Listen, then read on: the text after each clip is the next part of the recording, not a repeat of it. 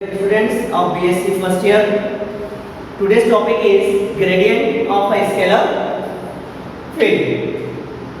आज का हमारा जो टॉपिक है वो है स्केलर फील्ड का ग्रेडियंट। अब अगर हमें स्केलर फील्ड का ग्रेडियंट निकालना है तो सबसे पहले हमें पता होना चाहिए स्केलर फील्ड होती क्या है। तो let's start with scalar field. तो इफ अ स्केलर क्वांटिटी, अगर हम कोई स्केलर क्वांटिटी ले such as temperature, electric potential is expressed as a continuous function of position in a region, a scalar field is then said to be exist। मतलब किसी भी reason में, किसी भी फील्ड में अगर हम कोई स्केलर क्वांटिटी किसी कंटीन्यूअस फंक्शन के फॉर्म में लें तो जिस फील्ड में ये स्केलर क्वांटिटी कंटीन्यूअस फंक्शन के फॉर्म में होगी उस फील्ड को हम कहेंगे स्केलर फील्ड। एग्जांपल के लिए यहाँ हम बात करें, हमने एक रॉड ली है जिसको हमने तीन एक्सिस पे डिवाइड किया है, x axis, y axis and z axis. अब हमने इस फील्ड को, जिसको हमने अभी रॉड कहा है, इसके एक एंड को हमने क्या दिया, हीट प्रोवाइड करी।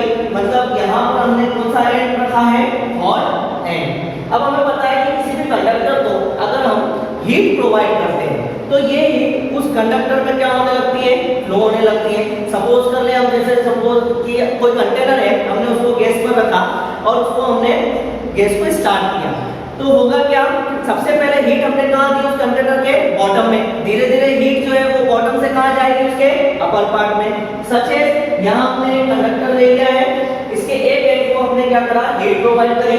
तो हमारा ये जो एंड है जो नेगेटिव एक्स की डायरेक्शन में है उसको हमने हॉट एंड कहा। अब जैसे हम इसको हीट प्रोवाइड करते हैं, ये हीट कहाँ जाएगी, पॉजिटिव एक्स डायरेक्शन में क्या कर रही है, मूव कर रही है। इसका जो सेकंड एंड है वो कौन सा एंड है, हमारे पास कोल्ड एंड है।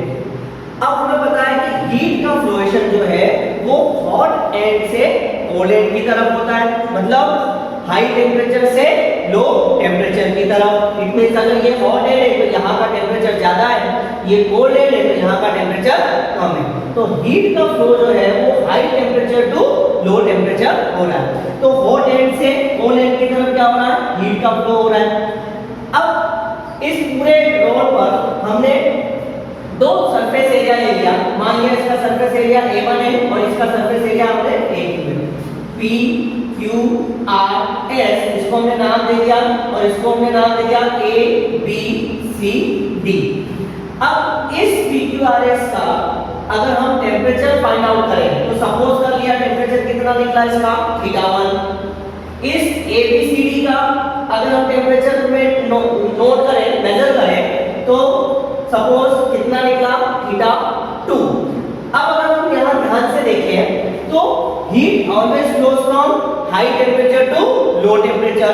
इट मींस ये जो एरिया है, ये जो टेम्परेचर है θ1 जो किसकी साइड है, हॉट एंड की साइड, इसकी वैल्यू θ2 वाले के कंपैरिजन में क्या होगी, ज्यादा होगी। तभी तो हीट जो है वो हाई से लो की तरफ फ्लो होगा। इट मींस θ1 ग्रेटर होगा किससे, θ2 से।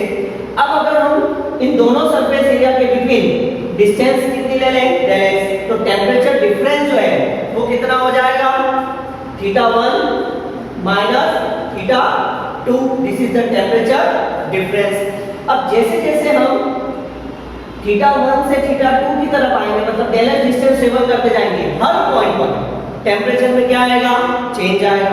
हम देखते हैं कि यहाँ का टेम्परेचर सबसे ज्यादा है हॉट एंड का। जैसे जैसे हम कोल्ड एंड की तरफ बढ़ते जाएंगे टेम्परेचर में चेंज होता जाएगा। हर पॉइंट पर टेम्परेचर क्या हो रहा है, चेंज हो रहा है। इट मींस कंटीन्यूअसली क्या हो रहा है, टेम्परेचर में चेंज आ रहा है। अब चूंकि टेम्परेचर कौन सी क्वांटिटी है, स्केलर क्वांटिटी है, तो ये जो फील्ड है जिसके अंदर हम टेम्परेचर के चेंज को बता रहे हैं continuously, this is called scalar field. तो अभी हमने स्केलर फील्ड की बात करी। अब स्केलर फील्ड में हमने एक चीज देखी थी कि जब हम हॉट एंड से कोल्ड एंड की तरफ जाते हैं, it means positive x direction में अगर हम मूव करते हैं तो टेम्परेचर जो है वो चेंज हो रहा है। अच्छा अब यहाँ देखें कि हॉट एंड का टेम्परेचर ज्यादा था, कोल्ड एंड का टेम्परेचर कम है। हॉट एंड की तरफ θ1 की वैल्यू θ2 से ज्यादा है। अब अगर हम डायरेक्शन चेंज कर दें, इट मींस कोल्ड एंड से हॉट एंड की तरफ अगर हम मूव करें तो क्या होगा, तो सबसे पहले हम थीटा 2 पर आएंगे, फिर थीटा 1 पर। तो यहाँ हम देखेंगे कि कोल्ड एंड में इसका टेम्परेचर कम है और इसका टेम्परेचर ज्यादा है। मतलब जब हम कोल्ड एंड से हॉट एंड की तरफ जा रहे हैं तो टेम्परेचर इंक्रीज हो रहा है, जब हम हॉट एंड से कोल्ड एंड की तरफ जा रहे हैं तो टेम्परेचर डिक्रीज हो रहा है। इट मींस डायरेक्शन चेंज करने से टेम्परेचर में भी क्या हुआ, चेंज आ गया।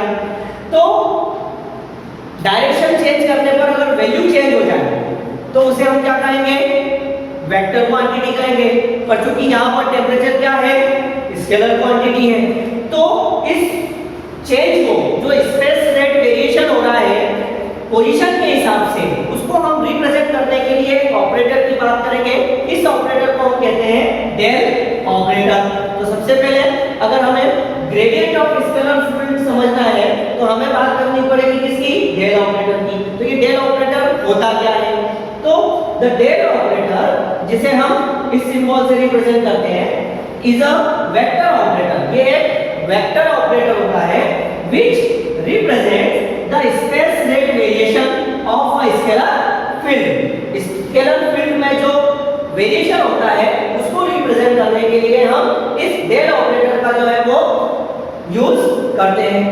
अब del operator different coordination system जो होते हैं, हमारा कार्टेशियन कोऑर्डिनेट सिस्टम होता है, प्लेन पोलर कोऑर्डिनेट सिस्टम होता है, स्फेरिकल कोऑर्डिनेट सिस्टम होता है, सिलेंड्रिकल कोऑर्डिनेट सिस्टम होता है।